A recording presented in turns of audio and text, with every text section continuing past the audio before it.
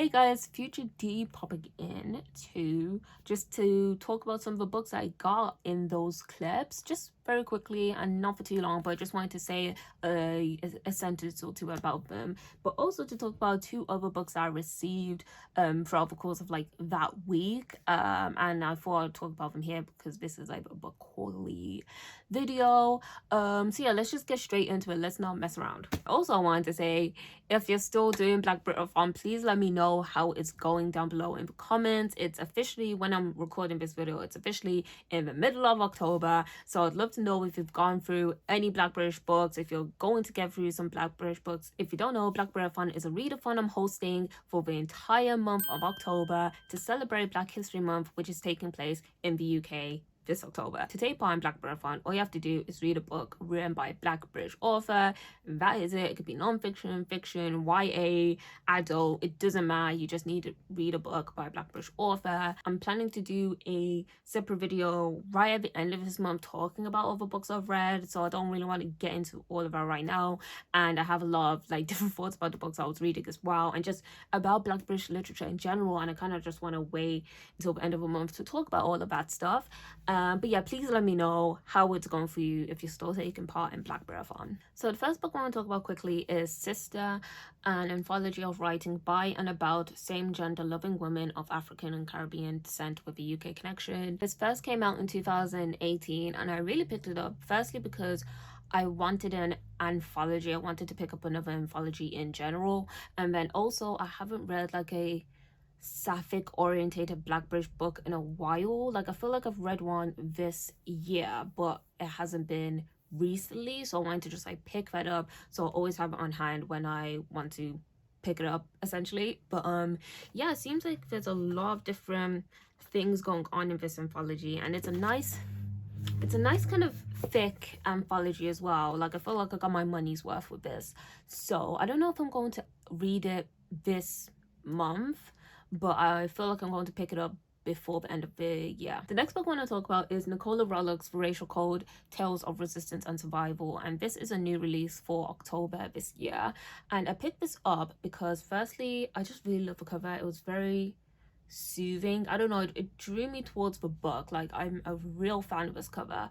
But anyway, I would primarily say that this is a non-fiction book, but it takes like fictional storytelling tools to talk about real life situations, ideas. The word is really escaping me now, but essentially this is a book about microaggressions, racism. I'd say primarily racism in the workplace as well. And I finished this book earlier this week. My thoughts are a bit jumbled, not in a bad way, just in a, I don't want to like talk about this book and then say something and then be like, no, I don't actually mean that.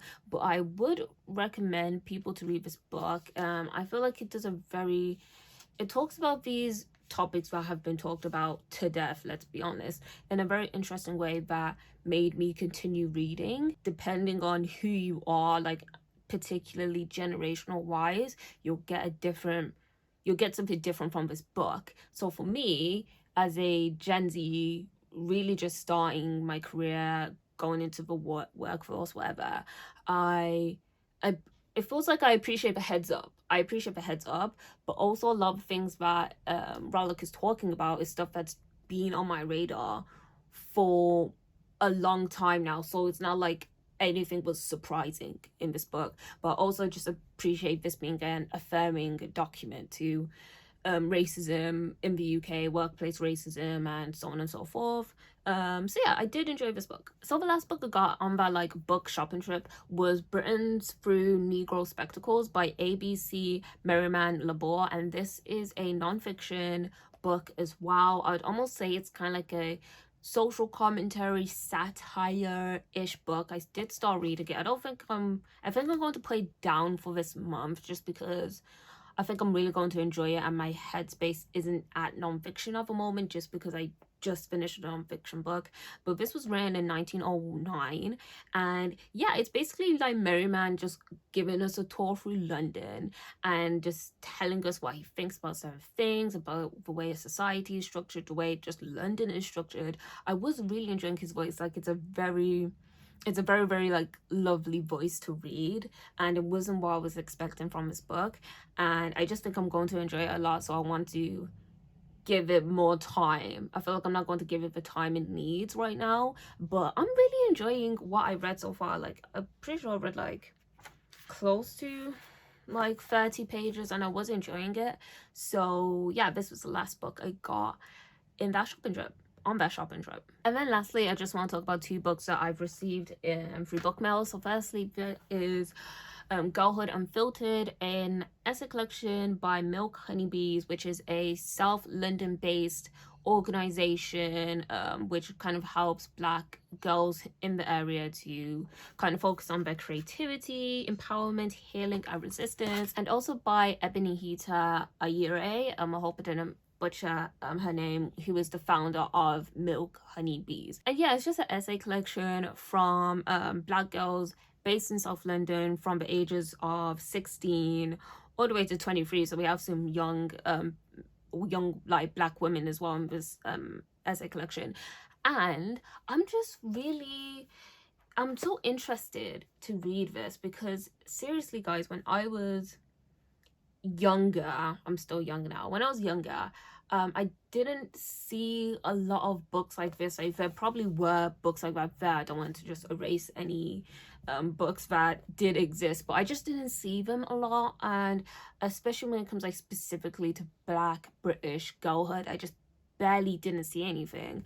And now we have this, like, there's another one as well here. We have Grown, and there's another book as well that I can't quite remember. I think like Taking Up Space. And I just love now that there are books that are specifically for Black British girls in their teen years, maybe a bit older, but are just talking about the experiences of Black British girlhood. I just absolutely love it. So when I got the email saying like, oh, do you want a copy? I'm like, yeah, I can have a copy. So I'm really excited to read it. I want to try and read a few of them in this month. I do want to read a few of them before the end of this month. This book comes out in on the 3rd of November this year. And also you can see there's like a quote from Nella Rose, which if you're a Black British girl, you know who Nella Rose is, and she gives a really lovely endorsement saying, an essential sisterhood. I wish I had this as a Black girl growing up in the UK, talking about Milk Honeybees. So I'm just really looking forward to reading some of these essays. And then lastly, we have this brick of a book. It's a non-fiction book, and it's African and Caribbean People in Britain, a History by Hakim Adi. And this is, as I said, non-fiction book. It's just going to be talking about African and Caribbean people in Britain throughout the ages, essentially. And I was looking to read another book about Black British people in Britain throughout the ages, since I read David Olusoga's Black and British Forgotten History. I really wanted like another book to jump off, and I did pick up African Europeans by Olivete Otele last year, but I didn't get around to reading it. So this is actually a book that I want to start reading before the end of this year as well. But then also this book came out, which is more specific to African and Caribbean people in Britain, and I just had to pick it up. Like, I was going to pick it up, and then I mentioned it on Twitter, and someone got in contact with me saying, would you want this book? And I was like, yes, please.